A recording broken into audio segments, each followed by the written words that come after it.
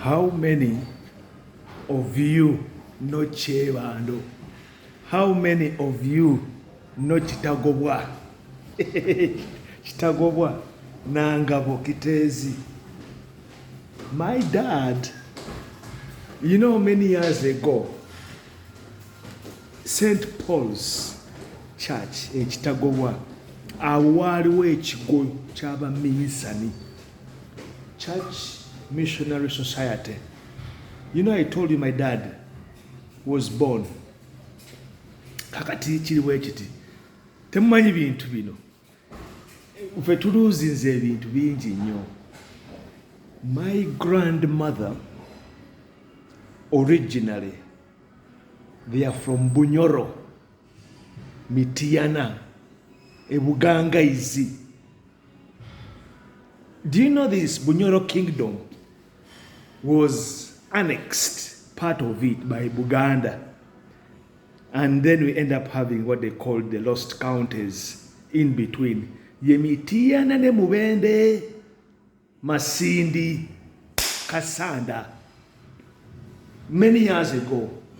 Now, later on, my great-grandfather, Senfuka, would migrate to Kampala, eventually settling in Chiwenda. My great-grandfather, Azara Jajanafuka Efrancia, the mother of my dad. They are born two, Senfuka ne Nanfuka. Zara bana aba babiri. Tuli mu Chiwenda. That is now where my dad would be conceived of my grandmother. Nga mwana muto. My grandmother, Francia Nanfuka, was only 14 years old when she conceived. Kakati, the story goes like this, that Durufu was he was a teenager. Kitagobwa. That is 1940 something. Okay, let us be exact. 1947. That is the official date I have of my dad being born. It was a home birth.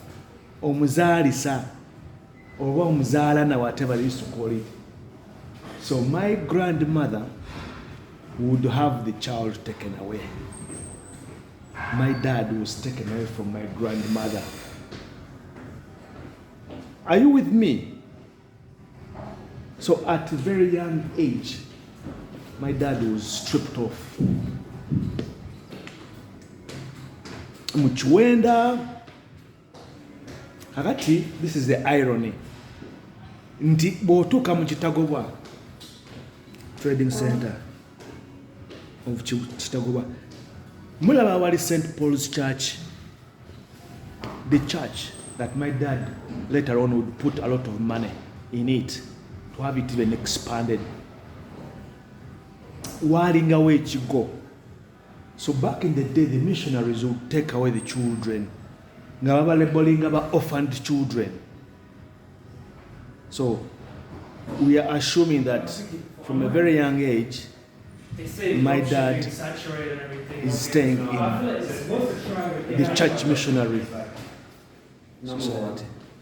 And he's baptized Stephen Kasozi. Are you with me? Across, not so much of a distance away, we walinga Durufu Rubega Gubagamba anti tata wachi watata wange to your grandfather. Now I call him grandfather, but Durufu Rubega ye yazala mujaja Nanfuka. So I'm assuming that was going to be a secret that my dad would later on find out. Ngabagamba anti Durufu Rubega we anywanga omwenge he would lament and say, nti omwana wange bamuntwalako abaminsani. It was later on to be a cover-up. After the war in 1945, I'm talking about the Second World War.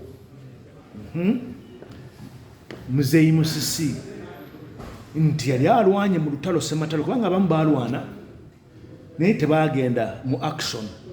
Okiraba bakoma Tanzania, it was called Tanganyika, abalala bagenda paka Bama, Abyssinia, Misiri. Kati nze on my mom's side, my grandfather, long time, eh? You okay? I'm fine. All right then, eh? Have a nice one, eh? You too, okay. Kati, yeah. Jajja Zaidi Sediabane, yagenda paka Indonesia, ne Bama. The father to my mom. That way back come out, never wait taka. Butambala. Do you know Butambala? Chagwe. Sezibwa Falls Weri. Awo jajjange inawo acres. Ebikumi ebi bibiri. Yazitunda later on in life. Sezibwa Falls Weri. Nga waliwo ne samba ye nanasi. Eza jajja zya na twagendayo nga tuli baana bato 1980 81 82. Kakati that was an open secret. Kati Muzeyi Musisi agenda kwagala jajja Efrancia n'anfuka olwo alyoka ajje n'omwana mujja na nnyina. Abakazi mukweka ebintu bingi nnyo. Women hide so many things. They never orgies abafuna embuto mu senior 2, senior 3. Katiba to date, they are coming out saying they are claiming the children. No mugamba nti ono mwana amuzaala ddi. Come here and I tell you.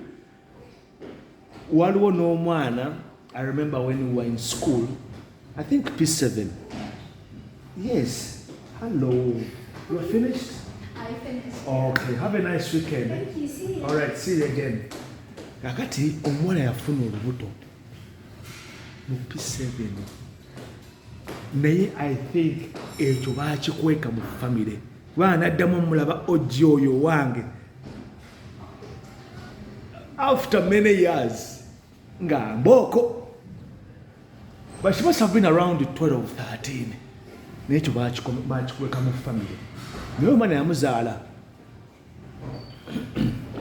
So the same applies to my situation. Actually, my dad and my grandmother would all move in together with the Muzeyi Musisi. That is 1950, 51, 52. Kati tata wange, my dad begins studying at St. Paul's Primary School, Kitagobwa. Later on, when he built a church, my dad, he would build a church. Not part of the other one, but another one. Are you with me? Let's follow this story properly, because sometimes things get haphazard. I talk about this, I talk about that, I talk about this, I talk about that, I talk about so many things, but the point is always one. Now, tata wange atandika okusoma ku St. Paul's Primary School Kitagobwa. I have even his picture taken nga he's in year 1. But back in the day, things were a bit different. Education was a privilege, and it was connected with the church. And that is going to explain so many reasons why my dad had a connection with the what? With a very strong Christian background. Katoro. Officially, the word went round. Nti Musisi yali alese nanfuka nga amukoze olubuto, which was a lie. It was a lie. Pure. My dad wrote a 35-page dossier exposing every lie they told him when he was still a child. Yabyogera mu buwandiike. Kati he grows up thinking, or under the cover up of not knowing or knowing who his dad was. Ngate Durufu Lubega yalinga na kuchalo ku kitagobwa. My dad finishes his primary school and then he goes to Wampewo Ntake Senior Secondary School. Do you know Wampewo? SS. Back then it used to be called SS Senior School. And that is where he would begin his career in football and very much academic. My dad was very, very bright. That upon completion, he would win a bursary. He would win the scholarship later when you have a bursary, kuva kugombolola, abana abanaku. Enyumba jemulaba katika mbabulire. Enyumba jemulaba ye kitagobwa, that house in Kitagobwa. Enyumba yasookawo si bwetu weefaanana eriwo kakati. Eyezimbibwa luvannyuma nnyo. Tata wange yagizimba. It's my dad who built that house. Ey'amategula mugimanye ey'ekitagobwa. Next to ey'Ssebuliba. Kubanga balaba ey'Ssebuliba ya bbaati. Eya Musisi yategula. Kakati mmwe temumanyi bintu bino mwabirabanga bulabi, mwalabanga bulabi Benz nga zigenda, Benz zigenda, Benz Mercedes Benz zipaakinze Kyanda. Buli kimu yakikoleranga Kitagobwa. Because that's why he called home. Kati bwalabange wa Durufu Lubega nga kayumba kataka. Era ekintu ekyo kyaleetanga contradiction y'amaanyi nnyo nti omukadde baamuyitanga Naalima. Mujjukira akakubo akakkirirayo wansi eyatulanga ku kkubo awo. Nze ffe yatugambanga ebintu bino watuli baana bato. Tugenda ewa Mukasa. Ng'abeera nagamba mmwe wali ewa Durufu ewammwe nga tuli baana bato wa kids. Tubitegeera. Ng'atuwa ffene n'atutuuza n'atuwogeza. N'atubuulira nti oyo ewa Musisi si wammwe. Mwe muzannya n'ensi. Nga ye omuzeeyi abimanyi. Mumujjukira omuzeeyi with grey hair, omukyalo omukadde omugumba ataazaala. Akayumba ke kali ku kkubo nga kanyirira nnyo, very clean house nga ttaka. Alina ebikajjo, alina ffene, alina amapaapaali. Nga twagala nnyo okugendawo just during the holidays. During the holidays. Anti wawumulyanga wa jjajja n'afuka. Kakati my dad successfully achieves his studies at Wampewo. Olwo bakwataganye ne Uncle Patrick Kiwanuka Ekkomamboga. Ye Uncle Patrick gye bamuzaala Ekkomamboga era twagendangayo. Bw'olabanga ennyumba ya Uncle Patrick ennene ya kalina, beside it wewalinga famire yaabwe. Ennyumba nga ntonoko nga ya bbaati, lina eddebe eryebbeeyi. Eddebe lye baaseresanga nizo baagikuuma ennyumba ebeerewo next to the house that he built. Ekkomamboga Kabaka gye yabeera ng'akomyewo mu 85. Patrick Kiwanuka Express becomes the personal friend of my dad. Bali bonna basoma eWampeewo batandise omupiira. Football yagenda okubatwala Mengo Senior School. Kakati Mengo Senior School was for the royals, the royal Bagandas, the royal who's who. Uncle Patrick alina royal connection mu Buganda. Obuzaali nabwo whatever obuzaala na whatever mukiyita mutya, those things of Kiganda. Abaana baabalangira.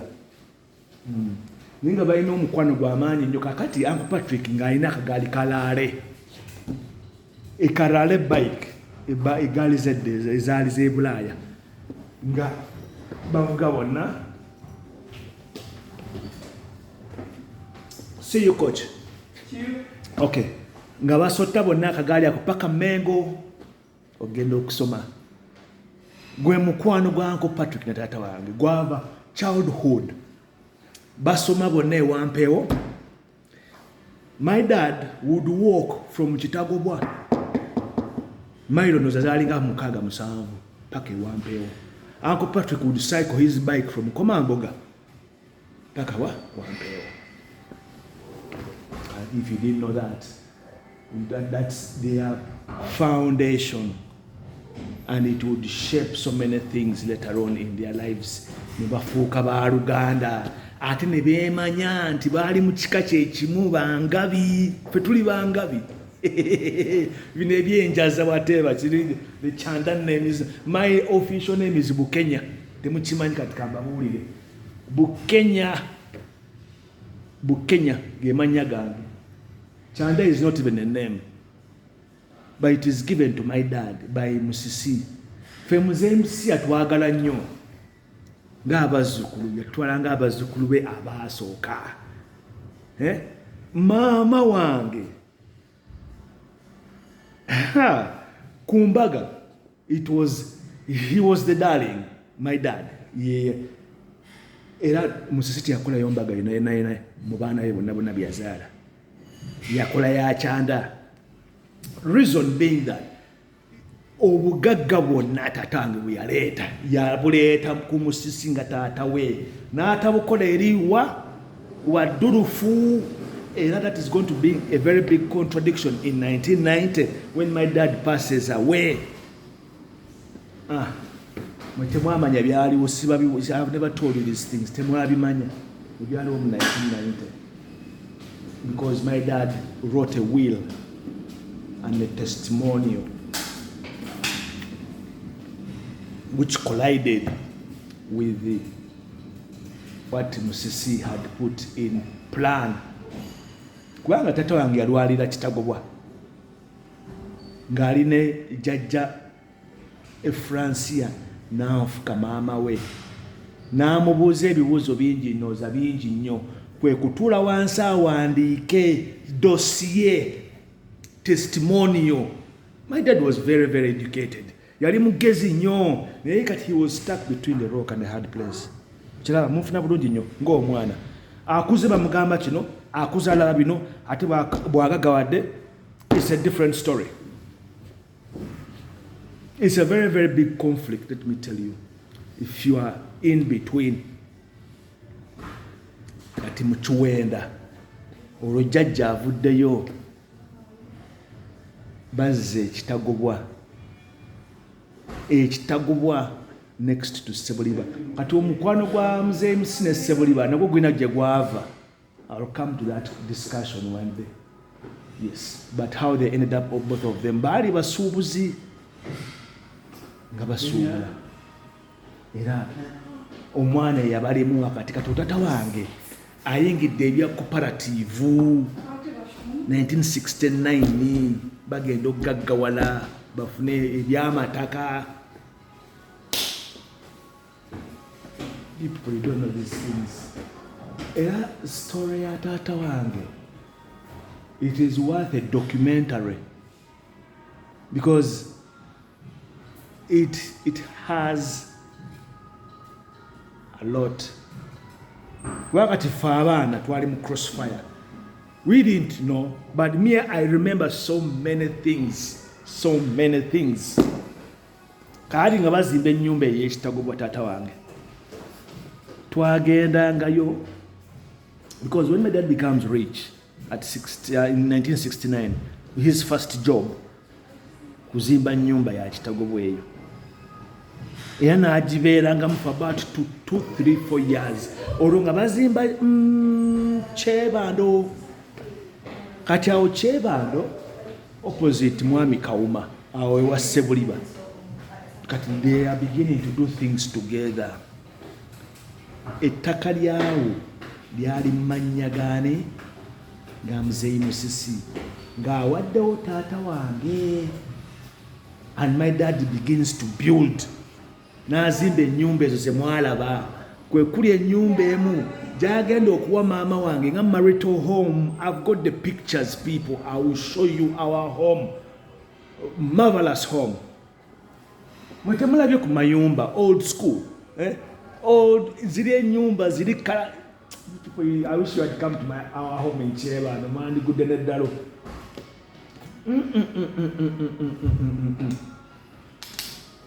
indoor plumbing, self-contained bedrooms, master bedroom, kitchen. 1970. Hey. If today people are even mukina mu toilet mu buyumba bwe maju. Neri batuka ba 1970. Manyi mizambozi. Kati kitagobwa eyo gye mulaba. Mbalaze ekifaananyi. The final resting place where my mom and dad are laid to rest. When my dad passed away in 1990, he was buried on the other side. Kitagobwa y'omu ku mabanda kirya wansi ewa Musisi nga waliwo ekijja. Baziseewo ndowooza baali baziseewo ndowooza abaana bantu nga babiri. So muzeeyi Musisi yali talina kijja. Taata wange ne bamuziika awo mu 1990. Era that funeral was attended by so many people in Kampala. Era ne beewuunya nnyo ebyobugagga. Kati tudde mwewuunya muntu kuzimba nyumba mu kyalo ne mugamba ennyumba nga y'amaanyi nnyo. What about 1990? Kakati 4 years later, they would unearth baazikula taata wange nga nti bamuzaako lukuse. Hello buddy. I'm off to Spain tonight. Okay, now you're traveling, isn't it? Now, yeah. Okay, buddy. Thanks for Houston. Okay then, man. See you later, man. All right, have a good time. See you when I get back. All right, no probs. Yeah. Kakati muzeeyi Musisi yeefuula nanti dossier tugenda kuluzinga ebintu ekyebando ne wagenda wali homesteading wennyini. We lost the house. Muzeeyi Musisi ayagala ttaka lye. Night baawo sinze muzaala, and it was true. Naye yali mwana mujja na nnyina ate nga yali amwagadde ngo muzeeyi Musisi ayagala taata wange. Era abakazi abazaala muzaala. Ate nga taata wange alina emikisa, mugagga, mwana muto. Nze my dad buli omu yali amwagala nnyo. People liked my dad. People don't, if people love me the way they love me. But I wish you had seen my dad. Ngabeera ne mama wange nagala kyandange olina omukazi omulungi. Buli mukazi omulungi taata wange nga bamwagala. Miss Uganda 1969. Birigenzeemu ne baminisita balwanira omukazi, bakayanira omukazi ne Kabaka n'abiyingira namu. But Kabaka had died anyway. He's a friend. In 69, the Kabaka passed away.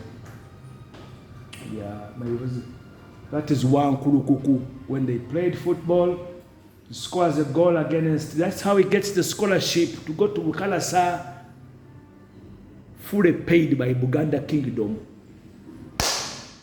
Now kasoma auditing, finance, agriculture. Nzeewo mmengo bulange. Waavaawo ebintu bingi nnyo. Era nze na respect for Buganda Kingdom yeshapinga family yaffe. Kakati lwakuba the friendship my dad had with the Kabaka Frederick Mutesa was a personal friendship. It had nothing to do with Buganda. That is it. And that's how things always end. And that is always the demise. Buli kimu kigenda n'omuntu akibaddemu. Akati baziikula taata wange. Eyo sitole ngenda gibawa bulungi nnyo. Nzeeyi Musisi yennyini. Maama wange yali waka lwali lwa Saturday. Nze ndi Kenya. Bakonkona ku gate. There was a very big knock on the gate. They open. The pickup drives in. And they take off the coffin of my dad and they throw it in the compound and they leave. nti omwana wo sijui bawo nonya gy'omuziika. It was a very, very traumatic situation. It was even in the papers. Muno and the Ngabo. You go and look for the archives. It was around May 1994. Yes. No, 95. 95. That's the whole debacle. Are you with me? And that begins the downfall. Kakati mukwano gwange eyali troubled many years ago. Nangamba nti, Patrick, you forget about your family, blah blah. It was your dad. No, it was this. This is bigger. Nze musika. Era nze nina obuvunaanyizibwa bw'amaanyi nnyo to keep this legacy going. It's my dad's legacy. So, eventually, that decision twatula ffenna ne mami ndi mwana muto olaba tukula decisions zino namugamba nti naye nze twakula batugamba wa Dulufu ye mami yali abitegedde. She of course the dossier is there, so she makes contact with that family and they were very much welcoming. Omusika kati yaliwo mwami Kasozi ye n'agamba nti taata wange bamukomyewo bamuziike ku musaayi gwe era muzeeyi Dulufu ali wano ali wano, my dad and my mom bali wano era nga mulabye ekifaananyi kakengusa ebintu byo that is it. Era twakola omukolo gw'amaanyi. Olwo nina girlfriend nzijukira bambi sijja mubabulira linnya bambi she's in Canada 1995.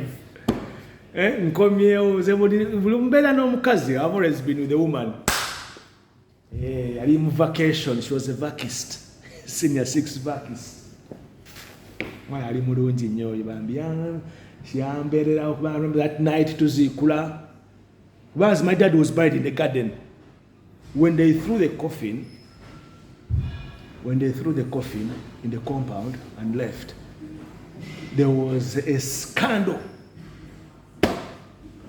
By the end of the day, people came together, people were shocked. Omugaga chanda, yes, what they are far. Name musisi ekintu kyakoze, kintu kya bugundi nyo. They ended up burying my dad, poor man, in the garden. Kati zingendo komo kuve Kenya house. So eventually we had to relocate the remains of my dad. My mom did a lot. Otune mchalalayi mumanyi ow'ekyebando yavuganga trailer bawe yavuganga trailer awamu mu company ya igoni zinalaba Honestness East African Transporters yali company ya taata wange ngerimu abanubbi bebavuganga trailer n'Abasomali in the 70s. Coffee. So people, you don't know so many things. That is part 1. How my mom plays a very pivotal role. 1995, 3 years later, she would also be next to my dad. 3 years later. That is the picture I'm talking about. So,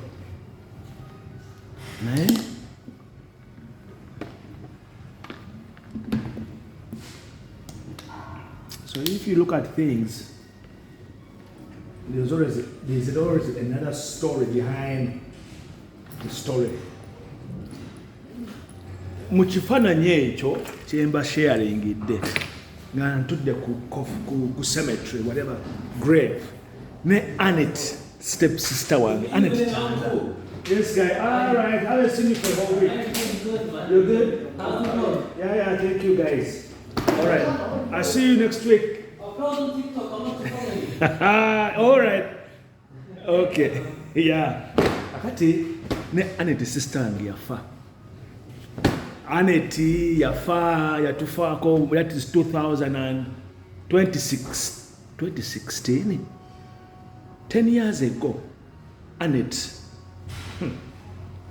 Njajiba wa story ya Annette ekwasa ennaku nti bamugyamu ogane ettaki njajibawa story ya sister wange yali mwana muto nnyo yafa a very miserable death and a painful death. So wait for part 2. Bintu bingi nnyo, expose revelations. Naye nga taata wange yakola bintu by'amaanyi nga mwana muto nnyo. 22, 22, by 24 he marries the most beautiful woman in Uganda, who was my mom. I showed you the pictures. Eri omukazi afaananga mama wange. Mutemwalaba ku mama wange 1980s ng'avuga zi Benz zimugoberera. Chanda. Jesus Christ. Noonyeza omukazi omulungi nga mama wange simulabangako. Ate nga yali mwana muto. Njabba wa sikando eyali mu family ya mama wange. Lwaki tebajja ku mbaga? Mukimanyi nti nekintu kyaleeta. My dad even built for my grandmother a house. Mama Jajja azaala mama wange. And she had divorced. Hey, mwetemunabalaba bintu. My mom and her mom nga ne bafoolinga tebajja na kumbaga. My mom was alone. 1972. Guys, temunalaba nsi.